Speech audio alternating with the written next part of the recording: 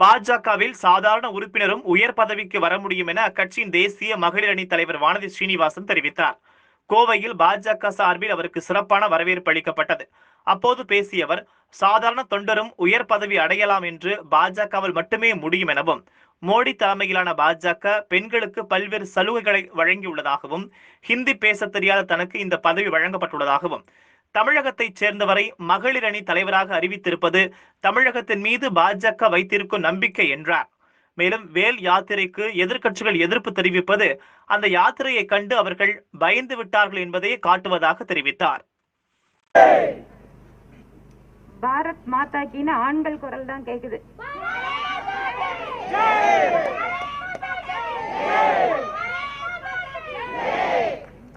பாரத் மாதா கி இந்த ஒற்றை கோஷத்துலதான் 1987 இந்த இயக்கத்திற்குள்ளாக நான் காலடி வைத்தேன். கல்லூரி மாணவி, கோயம்புத்தூர்ல பிஜி காலேஜில் முதல் வருஷம் படிக்கும் போது RSS மிகப்பெரிய அந்த ஆலமரத்தினுடைய ஒரு கிளை எனக்கு அறிமுகமானது. அகில பாரதிய வித்யார்த்தி பரிஷத் படிக்கும் போது எந்த பாரதியும் விவேகானந்தரும் எனக்குள் உத்வேகமாக இருந்தார்களோ அந்த கனவினை, அந்த லட்சியத்தை நிறைவேற்றுகின்ற ஒரு அமைப்பாக நான் RSS அமைப்பை பார்த்தேன். அதற்கு பின்பாக இத்தனை வருட காலம் கட்சியில நானும் போஸ்ட் ஒட்டி இருக்கேன். போஸ்ட் ஒட்டி இருக்கேன்னா வழக்கமா நாங்கெல்லாம் போஸ்ட் ஒட்டி வளர்ந்தோம்னு சொல்லுவாங்கல்ல, உண்மையாகவே அது என்னது, ஆம்பளைங்க மட்டும்தான் போஸ்ட் ஒட்டணுமா, நாங்களும் ஒட்டுவோம்னு சொல்லி ஒட்டி காட்டி நாங்க வந்திருக்கோம். ஆமா, அந்த மாதிரி ஒவ்வொரு வேலைகளையுமே சவாலாக எடுத்துக்கொண்டு பணியாற்றி இன்றைக்கு இந்த ஒரு உரிய அங்கீகாரம், உயர்ந்த அங்கீகாரம் அப்படிங்கறத கட்சி இன்னைக்கு வழங்கி இருக்கிறது. அது என்னுடைய பெற்றோர்களுடைய ஆசீர்வாதம், பெரியவர்களுடைய ஆசீர்வாதம், இங்க இருக்கக்கூடிய மூத்த தலைவர்கள், இயக்கத்தில் என்னோடு பணியாற்றி கொண்டிருக்கக்கூடிய சக தோழர்கள், ஒவ்வொரு பணியிலேயும் தன்னை இணைத்துக் கொண்டு தன்னுடைய அத்தனை பிரச்சனைகளையும் துன்பங்களையும் தாங்கிக் கொண்டு என்னுடன் பணியாற்றி கொண்டிருக்கக்கூடிய ஒவ்வொரு நபருக்கும் இந்த நேரத்தில் நான் நன்றி சொல்ல கடமைப்பட்டிருக்கிறேன். இந்த நிகழ்ச்சிக்கு தலைமை தாங்கக்கூடிய மாவட்டத்தினுடைய தலைவர், அன்பு சகோதரர் தம்பி நந்தகுமார் அவர்களுக்கும், மாநிலத்தினுடைய துணைத் தலைவர்கள் பேராசிரியர் கனக சபாபதி அவர்களுக்கும், என்னுடைய அன்பு தம்பி இன்று தமிழகத்திலே இளைஞர்களை எல்லாம் ஈர்த்துக் கொண்டிருக்கின்ற சக்தியாக விளங்கிக் கொண்டிருக்கும் திரு அண்ணாமலை அவர்களுக்கும், நான் கட்சியிலே கிட்டத்தட்ட 20 வருடங்களுக்கு மேலாக அறிவுரை பெற்று என்னை வழிநடத்தி கொண்டிருக்கக்கூடிய அன்பு சகோதரர் மாநிலத்தின் பொருளாளர் திரு SR சேகர் அவர்களுக்கும், மற்றும் நம்முடைய கட்சியினுடைய இருக்கக்கூடிய ஒவ்வொரு நிர்வாகியும் நான் பேர் சொல்லி சொல்லலாம். அத்தனை பேருக்கும் நாம தனித்தனியா பேர் சொல்றதுக்கு நேரம் இல்லைங்கிறதால மகளிர் அணி சகோதரிகள், இங்க இருக்கக்கூடிய சகோதரர்கள் அத்தனை பேருக்கும், ஊடகத்தினுடைய நண்பர்கள் என்னுடைய வணக்கத்தை சொல்லி, ஒரு கட்சி தன்னுடைய சாதாரண ஊழியரை எப்படி அங்கீகரிக்க வேண்டும் என பலமுறை நிரூபித்திருக்கிறது. இந்த கட்சியில தான் இன்னார் குடும்பத்துல வந்த பையன் பொண்ணு, இல்ல இந்த தொழில் பார்க்கிறவங்க, இல்ல இந்த பிரிவை சார்ந்தவங்க, இந்த ஜாதியை சார்ந்தவங்க, யாரை எந்த கணக்கும் பார்க்காம கட்சியில் உழைக்கின்ற ஒவ்வொரு நபர்களுக்கும் அங்கீகாரத்தை கொடுக்கின்ற கட்சியாக இருப்பதை நாம் இப்போது பார்க்கிறோம்.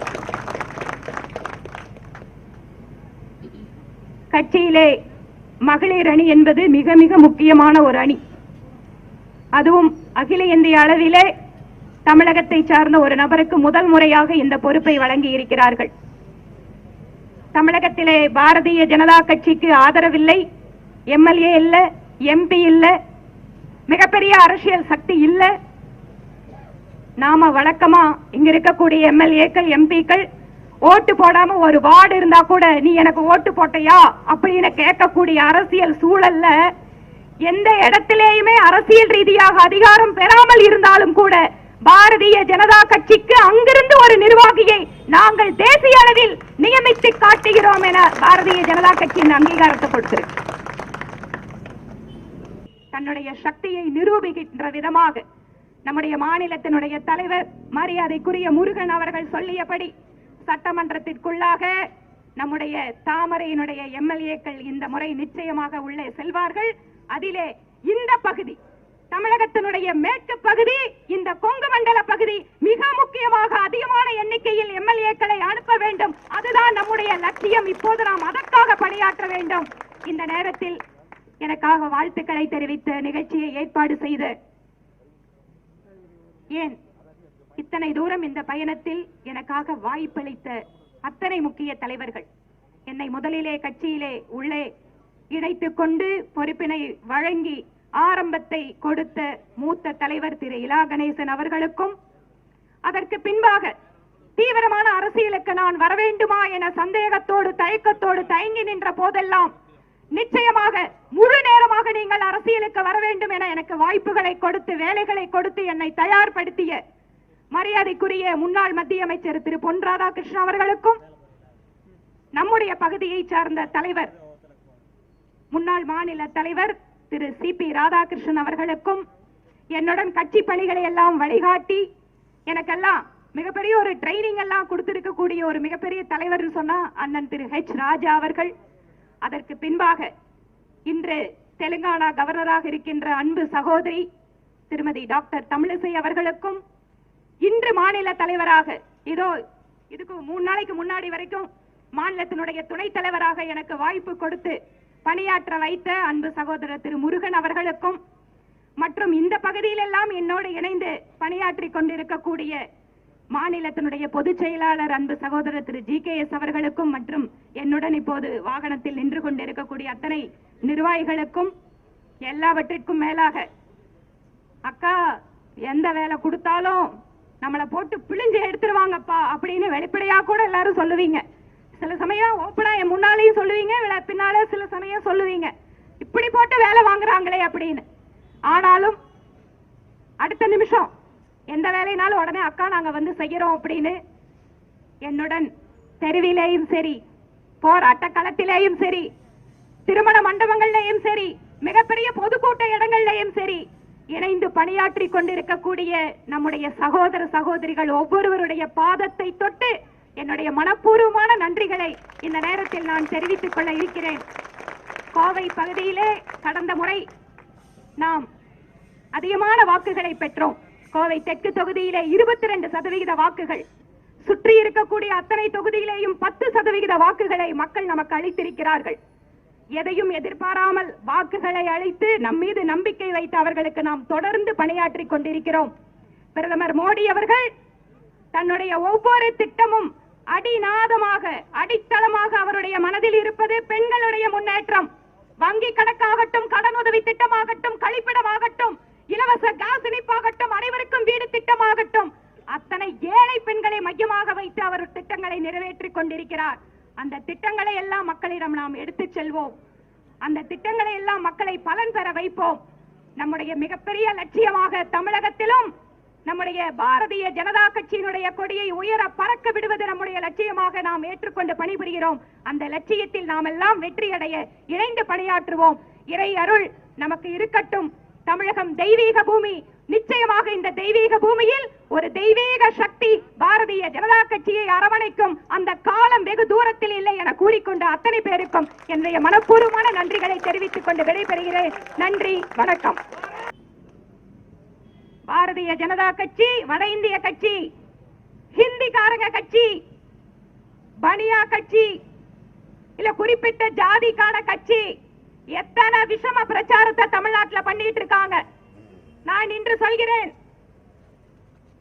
எனக்கு ஹிந்தி தெரியாது, கொஞ்சம் புரிஞ்சுக்குவேன், பேச தெரியாது. ஆனாலும் தைரியமாக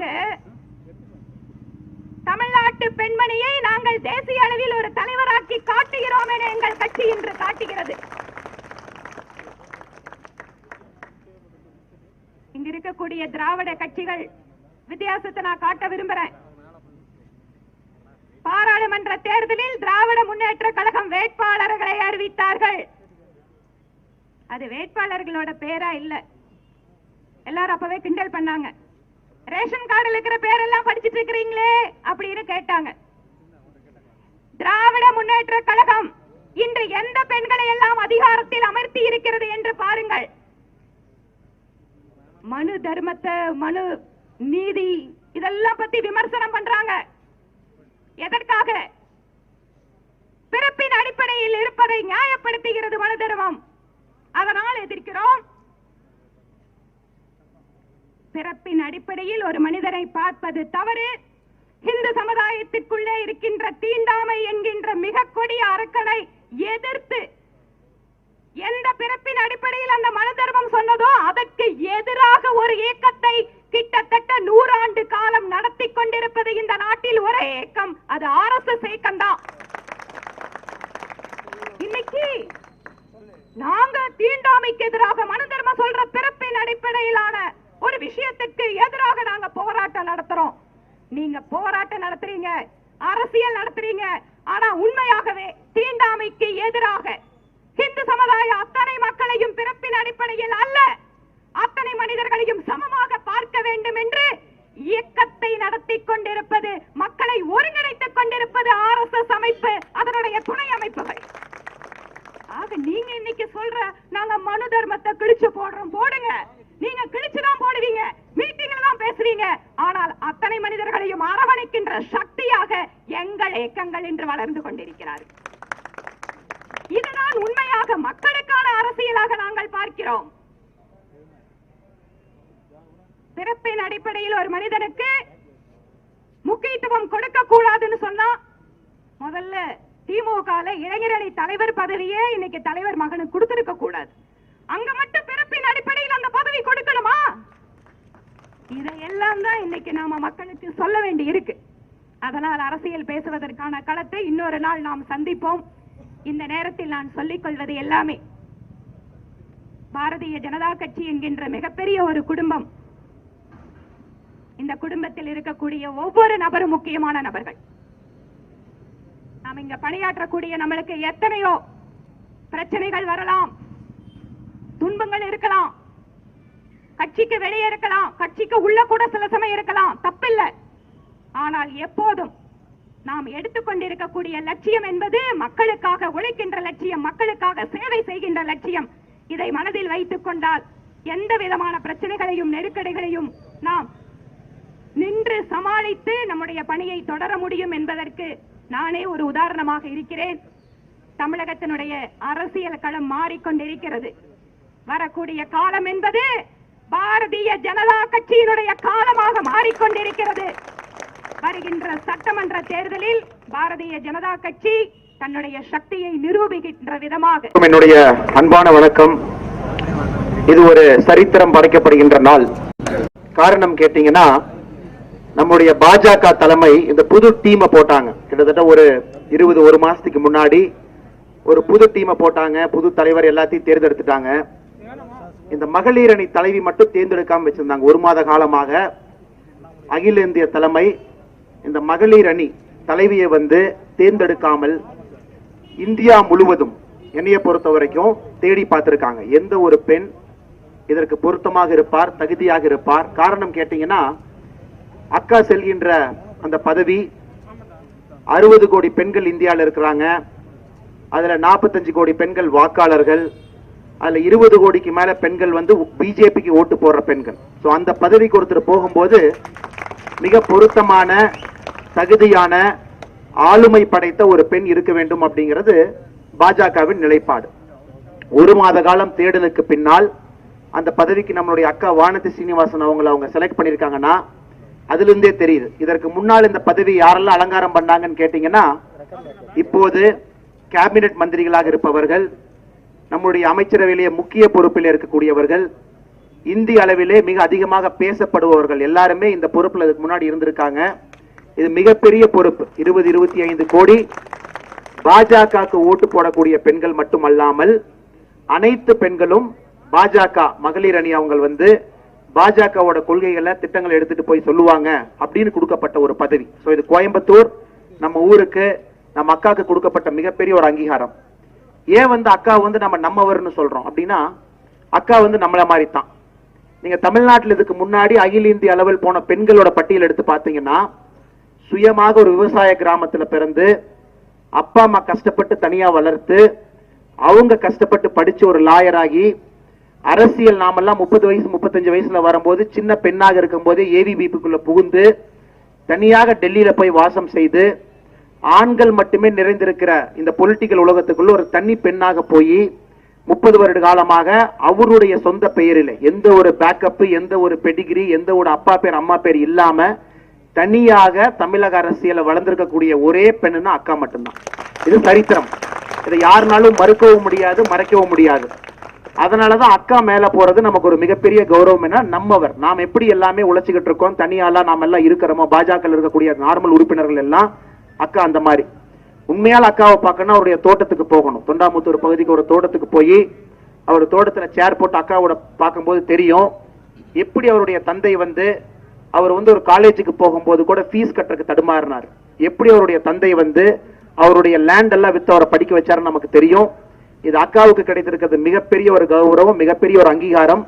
நீங்க சொல்லலாம் கொங்கு பெண்ணுன்னு சொல்லலாம், தமிழக பெண்ணுன்னு சொல்லலாம், அதெல்லாம் ஒத்துக்க மாட்டேங்க. என்னைய பொறுத்த வரைக்கும் இரும்பு பெண். ஒரு இரும்பு பெண் எப்ப தெரியும்னா அந்த பெண்ணை ஒரு பதவியில அமர வச்சா மட்டும்தான் இரும்பு பெண்ணுன்னு தெரியும். ஜெயலலிதா இரும்பு பெண்ணு சொல்றீங்கன்னா 40 வருஷத்துக்கு மேல ஒரு பதவியில் அமர்ந்ததுக்கு அப்புறம் இரும்பு பெண் ஒரு பேர் வாங்கினாங்க. இப்ப அக்காக்கு கிடைச்சிருக்கக்கூடிய பதவி அவர் இரும்பு பெண் அப்படின்னு இந்த 3 வருஷம் இருக்கக்கூடிய டேர்ம், இது 3 வருஷத்துல முடியாது. இதுக்கு அப்புறம் கூட பெரிய அங்கீகாரம் அவங்களுக்கு காத்துக்கிட்டு இருக்கு. ஒரு இரும்பு பெண்ணாக டெல்லியிலே இந்தியாவில் இருக்கக்கூடிய அனைத்து மாநிலத்திலும் இரும்பு பெண்ணாக அக்கா தமிழகத்தில் இருக்கக்கூடிய ஒரு பெண்மணிக்கும் நம்மளுடைய காரியகர்த்தாக்கும் நமக்கும் அக்கா பெருமை சேர்த்து கொடுப்பார் என்பதில் எனக்கு எந்த ஒரு டவுட்டும் கிடையாது. அக்காவை ஒரு பொக்கிஷமாக அவருடைய பணியை நாம எல்லாருமே கீழ இருந்து வளர்த்தி தமிழகத்துல குறிப்பாக பாஜக பெண்கள் யாரெல்லாம் பெண்கள் பாஜக ஓட்டு போடலையோ அக்கா வந்ததுக்கு அப்புறம் நிச்சயமாக களம் மாறும். 2021 பாஜக மிகப்பெரிய சக்தியாக தமிழகத்துல வர்றதுல அக்கா மிகப்பெரிய ஒரு பங்காற்றுவார் அப்படிங்கிற நம்பிக்கை எனக்கு இருக்குது.